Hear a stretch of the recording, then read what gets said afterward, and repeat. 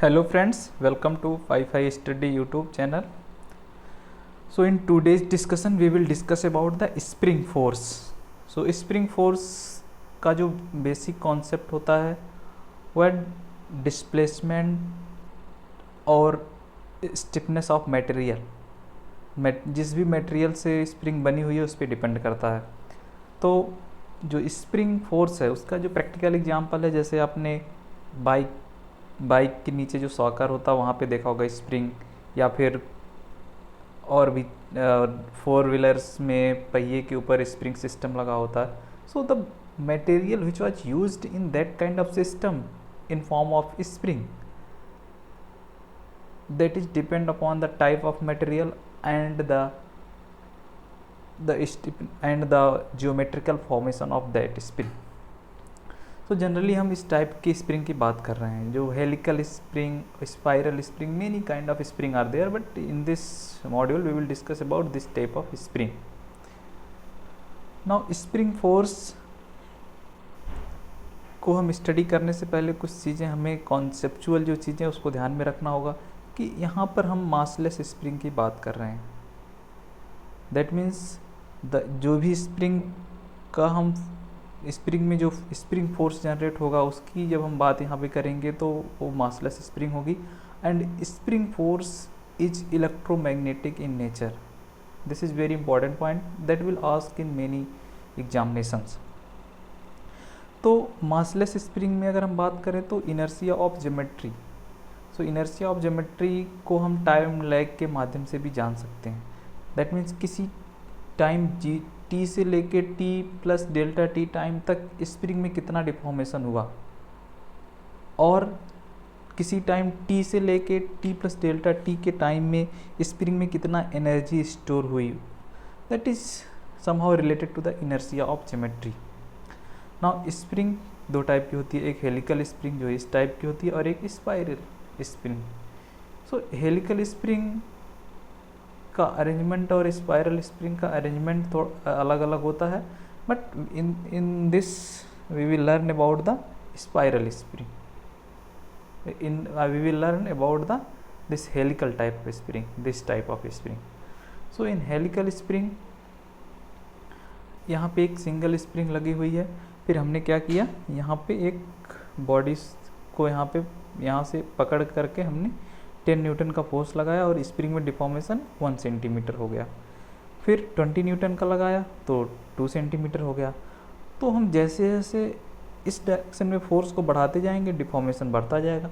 इसका मतलब क्या हुआ कि जो यहाँ पे एक्सटर्नल फोर्स लगा था F external proportional to x is the deformation of spring.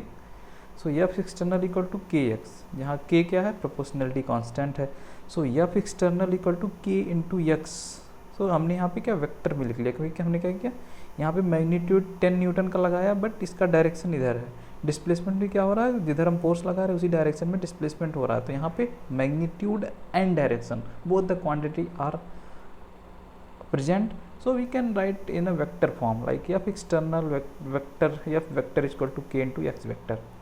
Now k क्या है, force constant, spring constant, stiffness constant. So अलग अलग जगह पे अलग अलग चीज़ें लिखी रहती हैं k के बारे में. कभी कभी लिखा रहता है k is equal to force constant, k spring constant, stiffness constant. तो अगर फोर्स कांस्टेंट की वैल्यू दी है, spring constant, stiffness, these are the synonym of each other.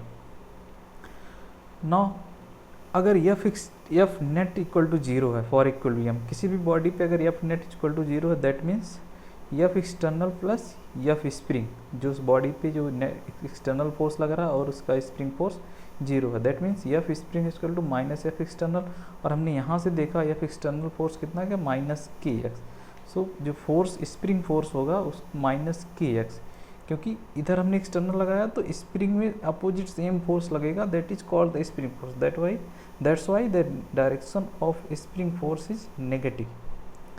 तो अगर हमें इसको प्लॉट करना ग्राफिकल रिप्रेजेंटेशन, तो इधर F है इधर x है, तो F एक्सटर्नल इधर पॉजिटिव होगा और F स्प्रिंग क्या होगा, नेगेटिव होगा, बिकॉज ये नेगेटिव साइन यहाँ पे है.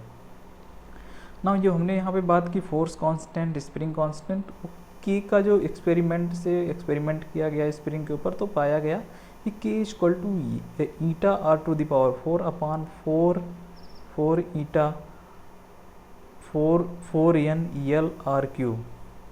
तो K equal to eta R to the power 4n L R cube, जहाँ ईटा क्या है मॉडुलस ऑफ रिजिडिटी, आर क्या है रेडियस ऑफ वायर, ये वायर है इसका जो रेडियस है वो आर है, L is the length of spring, N is the number of turn per unit length and R is the radius of loop. So अगर हम यहाँ से देखते हैं के proportional to 1/l, so K L equal to constant, so k1l1 equal to k2l2। तो अगर हमें दो टाइप की स्प्रिंग है, एक का k1l1 पता है, दूसरी का केवल स्टिफनेस पता है, तो उसकी जो लेंथ होगी हम निकाल सकते हैं इस कॉन्सेप्ट से। नाउ यहाँ पे एक एग्जांपल है कि इसका एक कोई स्प्रिंग है, एक स्प्रिंग थी, इसको काट दिया गया यहाँ से, तो इसका k1 हमें इस वाले पार्ट का k1 पता करना है और इस वाले का k2 कितना था 100 न्यूटन पर मीटर। तो हम क्या लिखेंगे k1 इंटू इसकी लेंथ क्या हुई 0.8, k1 into 0.8 equal to 100 into 0.2, तो यहाँ पे k1 क्या मिलेगा 25 Newton per metre. Spring balance reading. अब स्प्रिंग बैलेंस रीडिंग का कॉन्सेप्ट क्या होता है कि अगर कोई स्प्रिंग है, इधर से अगर हमने फोर्स लगाया F, तो इधर स्प्रिंग फोर्स लगेगा, इधर external force just opposite spring force, इधर हमने एक्सटर्नल फोर्स लगाया तो उस एक्सटर्नल फोर्स की वजह से उसके अपोजिट में एक स्प्रिंग फोर्स डेवलप होगा। तो और अगर हमने इधर कंप्रेसिव फोर्स लगाया, इधर इसको F और F से पुश किया, तो इसका just opposite force spring force kx इधर लगेगा। तो अब हम देखते हैं कि एक प्लेन है जिसपे 2 kg का वेट है और 3 kg का वेट रखा, और 2 kg के वेट को 10 न्यूटन से इधर खींच रहे हैं और 3 kg के वेट को 30 न्यूटन से इधर खींच रहे हैं, और इसका एक्सेलरेशन 4 मीटर पर सेकंड स्क्वायर है और इसका एक्सेलरेशन भी 4 मीटर पर सेकंड स्क्वायर है। और यहाँ पे जो स्प्रिंग लगी हुई है उसकी जो बैलेंस रीडिंग R1 है। और इस वाले एग्जांपल में क्या किया गया है कि 2 kg 3 kg सेम था, अब फोर्स को चेंज कर दिया, जो फोर्स यहाँ 10 kg यहाँ पे लगा था 10 kg इधर किया गया, और ये वाला 30 न्यूटन का इधर कर दिया गया, तो इधर 10 इधर 30, जस्ट फोर्स को अपोजिट किया गया। तो यहाँ पे जो रीडिंग आती है स्प्रिंग में कितना फोर्स जो आ रहा है उसकी रीडिंग R2 आती है। तब पूछा जा रहा है कि इसमें से कौन सा ऑप्शन सही होगा। तो अब हमने यहाँ पे एक्सेलरेशन कैसे निकाला, A equal to net pulling force divide by total mass, तो ये इसका एक्सेलरेशन कितना होगा 20/5, क्योंकि 20 टोटल नेट पुलिंग फोर्स कितना, इधर 30 लग रहा है, इधर 10 लग रहा है, 30 - 10 20/5 4 मीटर पर सेकंड स्क्वायर। उसी प्रकार अब हम क्या करेंगे equilibrium in is along this direction, so kx - 10 equal to 2 × 4 kx equal to 18, then kx क्या है जो स्प्रिंग की रीडिंग है, तो R1 इक्वल टू 18। उसी प्रकार इस वाले केस में भी सेम निकाल लेंगे और फिर हमारा R2 आ जाएगा 22। तो R1 18 न्यूटन आया, R2 22 न्यूटन आया, तो R2 is greater than R1, तो हमारा बी ऑप्शन सही होगा। अब हमें क्या करना है कि एक मास स्प्रिंग सिस्टम है along दिस हॉरिजॉन्टल डायरेक्शन, तो स्प्रिंग की स्टिफनेस है k है और मास m है, तो इसको वेलोसिटी v0 से इधर पुश किया जा रहा है। तो पूछा जा रहा है कि अगर वेलोसिटी v0 से पुश करके छोड़ दिया जाए तो वेलोसिटी और डिस्प्लेसमेंट में जो कर्व आएगा वो कैसा दिखेगा। तो अब हम जानते हैं कि स्प्रिंग में जो फोर्स होता है अगर स्टिफनेस k है, तो अगर इधर से वेलोसिटी v से इधर पुश किया गया तो रिटार्डिंग फोर्स कितना आएगा k × x।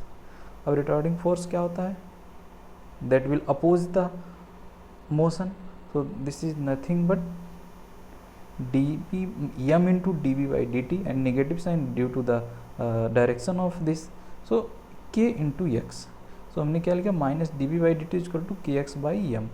अब dx से ऊपर नीचे मल्टीप्लाई कर देंगे तो -dv/dx into dx/dt equal to kx/m।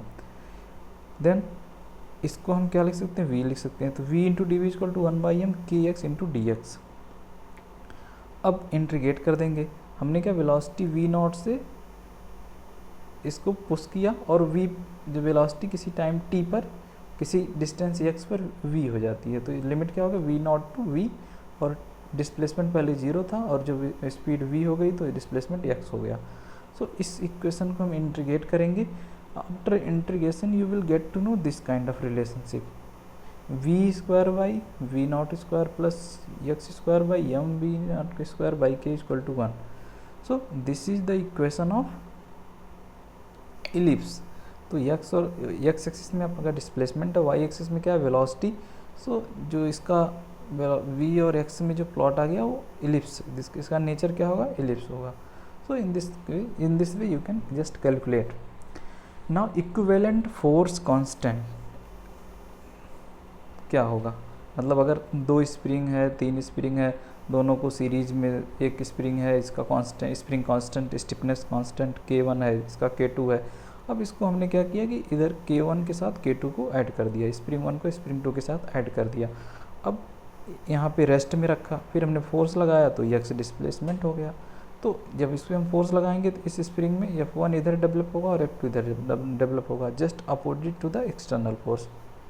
तो हम क्या लिख सकते हैं कि टोटल जो डिस्प्लेसमेंट x आ रहा है वो कैसे आ रहा है, कुछ इसमें डिस्प्लेसमेंट हुआ होगा, कुछ इसमें डिस्प्लेसमेंट हो गया. इसका डिस्प्लेसमेंट x1, इसका x2, तो x equal to x1 plus x2. अब F इक्वल टू kx से, अब x जो है पूरे अरेंजमेंट का है तो F upon k equilibrium equal to F upon k1 plus F upon k2. So 1 upon k equilibrium equal to, क्योंकि फोर्स सेम लग रहा है तो हमने फोर्स यहाँ पे सेम रखा, तो 1 upon k equilibrium equal to 1 upon k1 plus 1 upon k2. तो विच अगर k1 is greater than k2 है तो इसमें क्या होगा कि अगर सीरीज फॉर्म में दोनों स्प्रिंग को हम ऐड करते हैं तो उस पर जो फोर्स होगा F1 इक्वल टू F2 होगा.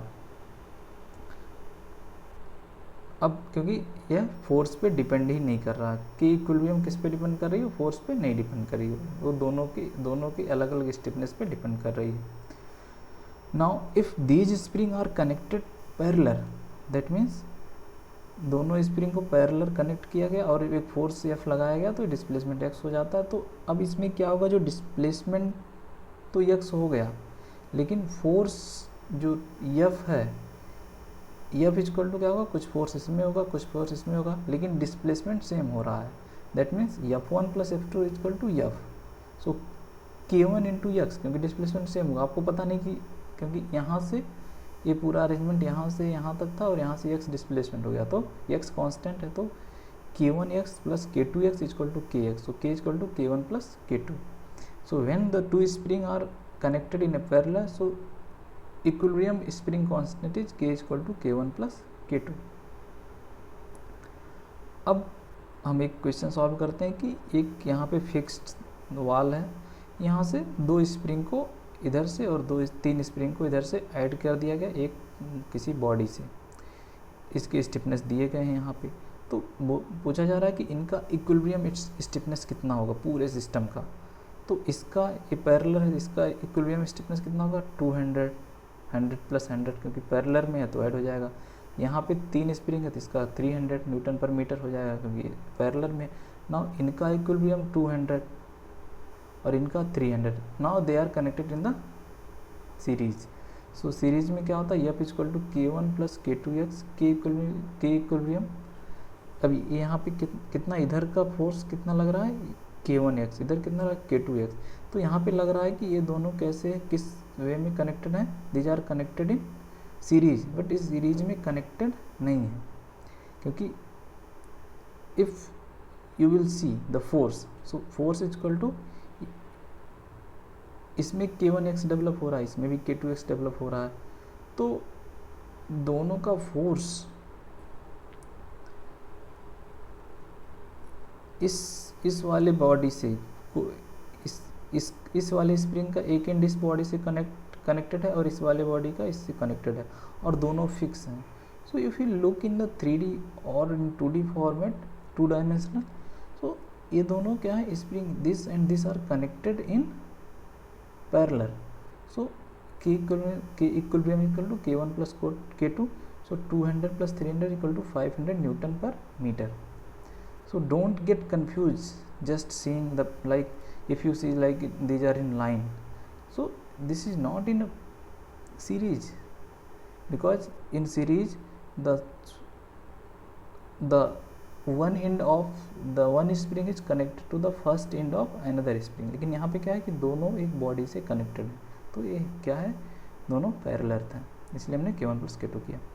Now in this displacement of plate A be under the force F, यहाँ पे एक सॉलिड रिजिड स्ट्रक्चर था, हमने क्या किया कि इसके ऊपर एक स्प्रिंग जिसकी स्टिफनेस K है, उसके ऊपर एक हमने प्लेट रख दिया, और इस प्लेट से ये स्प्रिंग कनेक्टेड है, और इससे ये वाली स्प्रिंग कनेक्टेड है, इससे ये वाली स्प्रिंग कनेक्टेड है, फिर प्लेट रखा, इससे 2 स्प्रिंग कनेक्टेड है, फिर एक प्लेट रखा, इससे 2 स्प्रिंग कनेक्टेड है। तो यहाँ पे जो 2 स्प्रिंग है, एक स्प्रिंग रिजिड प्लेस जो रिजिड स्ट्रक्चर है यहाँ से कनेक्टेड है, और दूसरी स्प्रिंग प्लेट से कनेक्टेड है, फिर ये वाली फिर रिजिड से, फिर ये प्लेट से, ऐसे करके इन्फिनिटी तक कनेक्टेड हमने कर दिया। अब पूछा जा रहा प्लेट जो यहाँ पे टॉप प्लेट लगी गई है उसका डिस्प्लेसमेंट कितना होगा अगर फोर्स F से इधर खींचा जाता है। तो हम इसमें देखते हैं कि F इधर फोर्स F था, इधर K था, तो इस सिमेट्रिक टाइप का कुछ दिख रहा है। तो यहाँ पे अगर हम इसकी बात करते हैं, इस वाले का, तो अगर हम इसको इस वाले इस इधर का बात करते हैं तो हमें सिमेट्रिसिटी दिखती है कि मतलब ये इन्फिनिटी तक जा रहा है। तो यहाँ पे इस वाले यहाँ से इसको हम कट कर देते हैं, तो कट कर देंगे तो इसका जो इक्विलिब्रियम स्प्रिंग कांस्टेंट कितना हो जाएगा, हमने मान लिया K डैश है, तो K and K dash these are in parallel, so एक K + K डैश हो गया। अब यहाँ पे K था, तो इसको हमने क्या किया, फिर ये दोनों पैरेलल में था जैसे हमने बताया, अब ये दोनों पैरेलल में थी, इसका इक्विलिब्रियम निकाल लिया, और उसका इक्विलिब्रियम कितना था, अगर इसको कट करेंगे तो ये सिमेट्रिसिटी की वजह से इन पूरे का इक्विलिब्रियम कितना हो जाएगा, K डैश हो जाएगा। सो just if you will hide this thing then you will get equilibrium K dash, if you will hide these things then you will get the equilibrium K dash। so ऐसा arrangement कुछ आ गया। तो these are in series। now in series 1/K dash + 1/K + 1/K + K dash, इसको हम solve करेंगे तो एक quadratic equation मिल गया। क्वाड्रेटिक इक्वेशंस के हम रूट निकालेंगे from the Shridharacharya formula. So we will get K dash = K √5 - 1/2। सो अब हमें क्या मिल गई कि एक K डैश की वैल्यू पता चल गई, तो K डैश और K पहले से था और एक वैल्यू, अब तीनों क्या है सीरीज पैरेलल में है, तो फिर इनको ऐड कर देंगे, तो 2K डैश + K × x। अब K डैश की वैल्यू यहाँ से पुट करेंगे तो x क्या हो जाएगा, F/K √5। नाउ एक नेक्स्ट एग्जाम्पल देखते हैं। यहाँ पे क्या है कि एक स्प्रिंग से कोई पुल्ली और रोप का सिस्टम लटका दिया गया, तो पूछा जा रहा है कि ये पॉइंट A यहाँ पे था, तो इस पॉइंट A को थोड़ा y डिस्प्लेसमेंट नीचे खींच के फिर छोड़ दिया जाता है, तो y नीचे गया तो A से A डैश पे आ गया, इधर फोर्स F लगा के, तो ये फोर्स की वैल्यू कितनी होगी। तो हम जैसा जानते हैं कि स्प्रिंग, अब इधर टेंशन T था, इधर भी टेंशन T था, तो इधर 2T टेंशन आएगा। अब ये 2T = क्या होगा, KY/2, बिकॉज यहाँ पे टेंशन डबल था, यहाँ पे टेंशन 2T था, तो Y/2 इधर भी डिस्प्लेस होगा और इधर भी, due to the equilibrium of this system. So KY/2 = 2T, so T = KY/4, और T क्या था, वो फोर्स हमने इधर से लगाया था, सो F = KY/4। नाउ यहाँ पे एक सेम सिस्टम है, इधर से एक रस्सी को स्प्रिंग से कनेक्ट कर दिया गया, तो और यहाँ पे एक पॉइंट A था, इसको y डिस्टेंस नीचे खींच दिया गया A से लेके A डैश पे। तो अब क्या होगा कि इधर टेंशन T लगेगा, तो T टेंशन इधर लगा तो ये T/2 में इधर शिफ्ट हो जाएगा, तो जो स्प्रिंग में स्प्रिंग फोर्स हो कितना होगा, इधर हमने y लगाया तो टेंशन T था, तो Ty इक्वल टू कॉन्स्टेंट। अब इधर टेंशन Ty2 था, तो इधर भी Ty2 था, तो डिस्प्लेसमेंट कितना होगा Ty2 इंटू 2y, क्योंकि Ty2 इंटू 2y करेंगे तो Ty इक्विलिब्रियम में रहना चाहिए। सो 2ky, k इसका था 2y displacement, 2ky equal to Ty2, so T equal to 4ky, T equal to F equal to 4ky। So these are the some differences of the arrangement of the spring and the forces, so you can calculate in this way. Now in next module we will learn about the inertia and energy stored in spring and their conceptual understanding. So revised more and more about these concept. If you have any doubt, comment below so that we can discuss these things in a coming module. So subscribe if you haven't subscribed and share. Thank you very much.